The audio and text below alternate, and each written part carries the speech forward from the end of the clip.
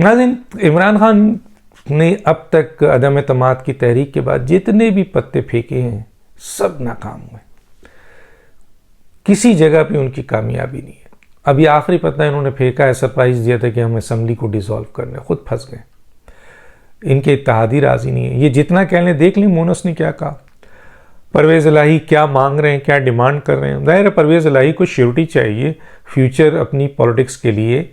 अगर पीटीआई और पीएमएलएन ने ही पंजाब बांट लेना है तो पीएमएल क्यों का खड़ी होगी, तो सीट एडजस्टमेंट तो चाहिए। पीएमएलएन का बड़ा एक फ़ैसला और आ गया इनके लिए, परवेज़ इलाही के लिए, कि फौरी वो परवेज़ इलाही के ख़िलाफ़ वोट ऑफ नो कॉन्फिडेंस नहीं ला रहे। तो पीएमएलएन का ये सहारा मिल गया परवेज़ इलाही को, और परवेज़ इलाही ने इमरान खान को दो टोक कह दिया है। आपको ये ख़बर भी चला रहे होंगे कुछ चैनल या कुछ लोग कि परवेज़ इलाही ने लिख के दे दिया है कि जी आप जब चाहें मेरी तरफ से समरी, कोई ऐसा नहीं होता है, इस तरह नहीं होता है, ये इस तरह नहीं होता है कि आपने समरी। अभी मैंने कहा ना कि आपको तो जस्टिफाई करना पड़ेगा कि आप असम्बली क्यों तोड़ रहे हैं। परवेज़ इलाही अगर ये कहेंगे कि जी असम्बली मैं इसलिए तोड़ रहा हूँ कि इमरान खान ने के साथ इत्तेहाद था, उन्होंने कहा था, तो कोर्ट ये मानेगी। कोर्ट तो सॉलिड जो जस्टिफिकेशन मानेगी, जिस तरह गवर्नर राज के लिए मांगेगी कि गवर्नर राज किस बुनियाद पे आप लगा रहे हैं, इमरजेंसी किस बुनियाद पे आप लगा रहे हैं। अदम एतमाद लाना तो वो तो मेंबर ऑफ पार्लियामेंट का काम है, लाएं।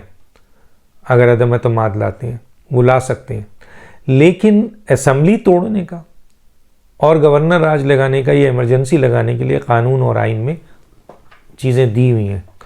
और अदालत में जब ये केस जाएगा तो अदालत को सर्टिफाई करना पड़ेगा, आपको जस्टिफाई करना पड़ेगा कि हमने क्यों तोड़ा है। बज़ाहिर तो दुनिया में चीज़ नज़र आ रही है कि इमरान खान जनरल इलेक्शंस की डिमांड कर रहे हैं और अपने मकासद हासिल करने के लिए, सियासी मकासद हासिल करने के लिए, सिर्फ अपने ज़ाती एक पार्टी के मकासद हासिल करने।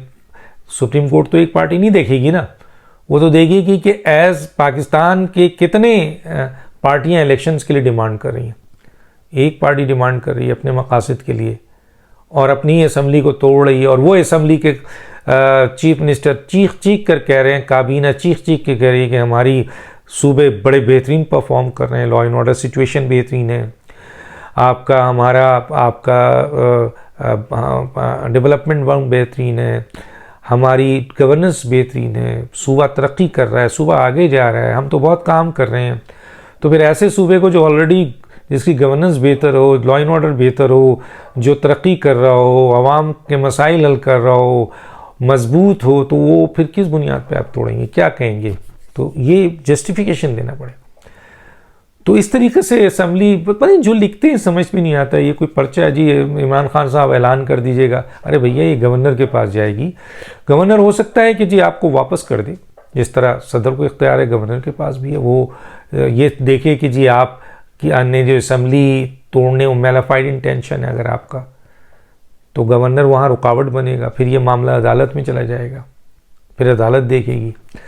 तो ये नहीं है कि इमरान खान को आपने साइन करके दे दिया तो इमरान खान ओ मेरे जेब में आ गया भाई, परवेज़ इलाही ने दे दिया। अरे भैया इसी चक्करों में आके तो आपके लीगल एडवाइज़रों ने आपको यहाँ तक पहुँचा दिया है खान साहब।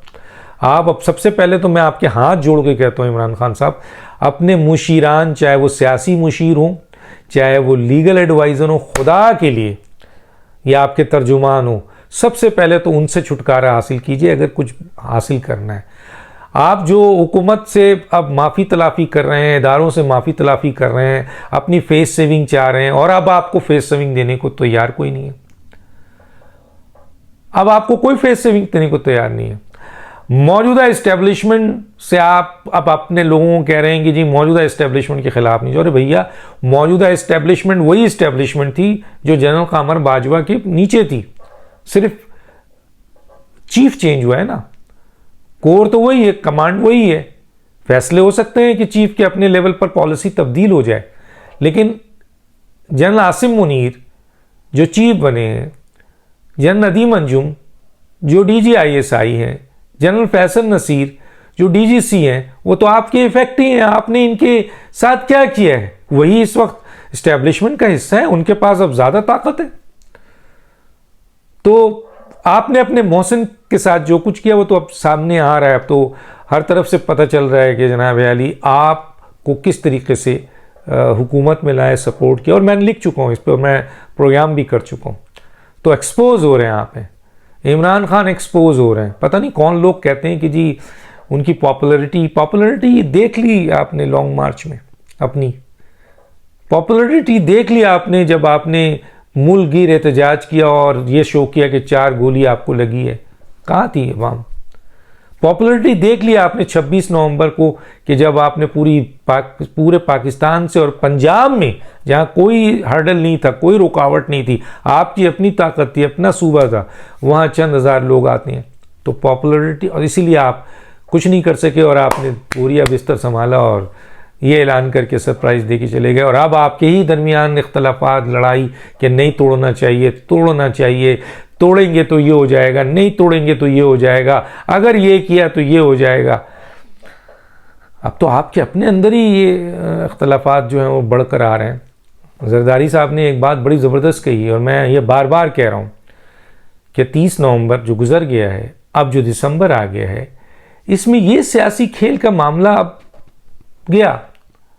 आप असेंबली तोड़ दें, हुकूमत उसके लिए तैयार है।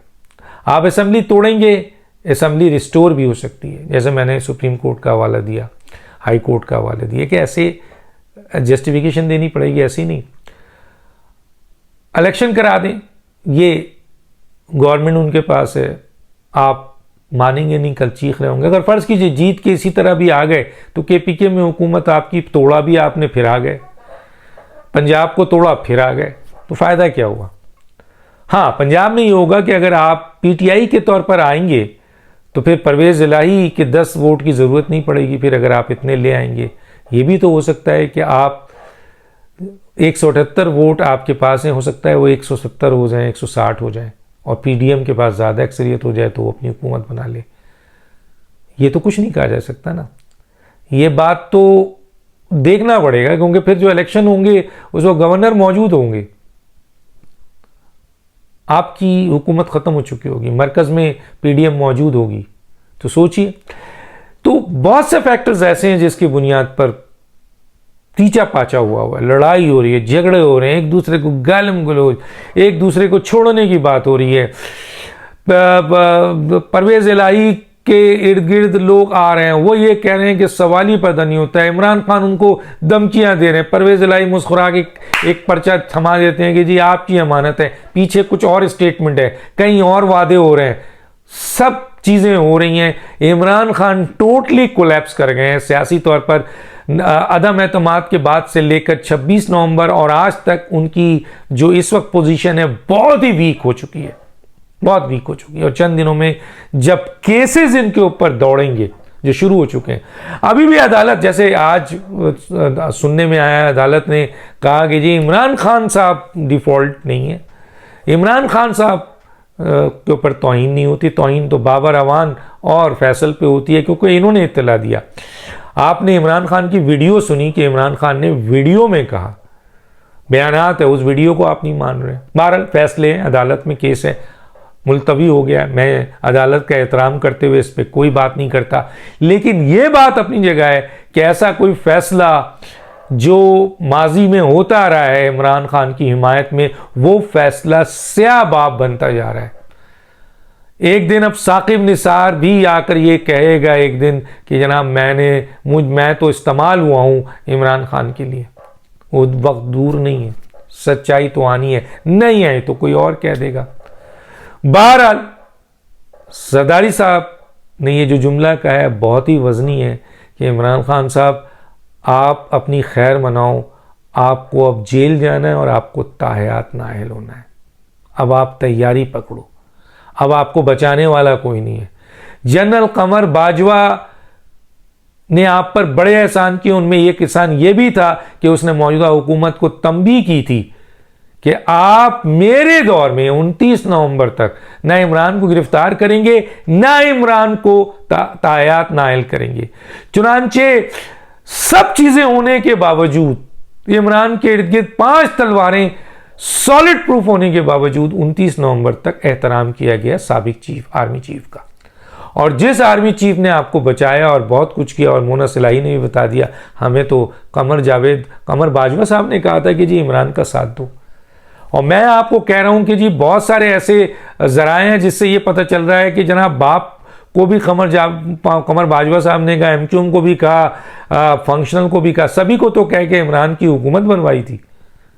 और इमरान और उनके लोग आज उसी कमर बाजवा को जो है वो किस तरह उसकी तज़हीक और तज़लील कर रहे हैं, किस तरह। ये किसी के भी नहीं है, ये किसी के भी नहीं है। चुनांचे 29 ख़त्म, अब आ गया है। तभी जरदारी साहब का ये अल्फाज आए कि अब आप फेस सेविंग को छोड़ो, फेस सेविंग कुछ नहीं मिलती है, एनआरओ कुछ नहीं मिलेगा अब आपको। आपने इस मुल्क का बहुत नुकसान किया और अभी भी ये सूबों का मामला करके अदम इस्तेहकाम पैदा करना चाह रहे हैं। देखिए बड़ी अच्छी रिकवरी हुई आज एफबीआर की कि जो टैक्स थे 538.4 बिलियन रुपीस, वो आपके जो इस महीने हैं वो 537 आपका बिलियन रुपीस टारगेट था, और 4-5 महीने का शायद 2600 कोई समथिंग था, और 2688 बिलियन के करीब जो रुपीस है वो आपका टारगेट तो कर रही है हुकूमत। और आज ये भी पता चल रहा है कि सऊदी अरब ने जो उनका अमाउंट यहाँ मेरा ख्याल है 3 बिलियन समथिंग कुछ है, वो उन्होंने मज़ीद टाइम दे दिया। तो आप ये चीज़ें कर रहे हैं ताकि मईशत तबाह हो, मईशत तबाह हो तो मुल्क तबाह हो, हुकूमत पे दबाव आए। बहरहाल अब आपका एहतसाब शुरू होने वाला है। लॉकडाउन को याद दीजिए। अल्लाह हाफिज़।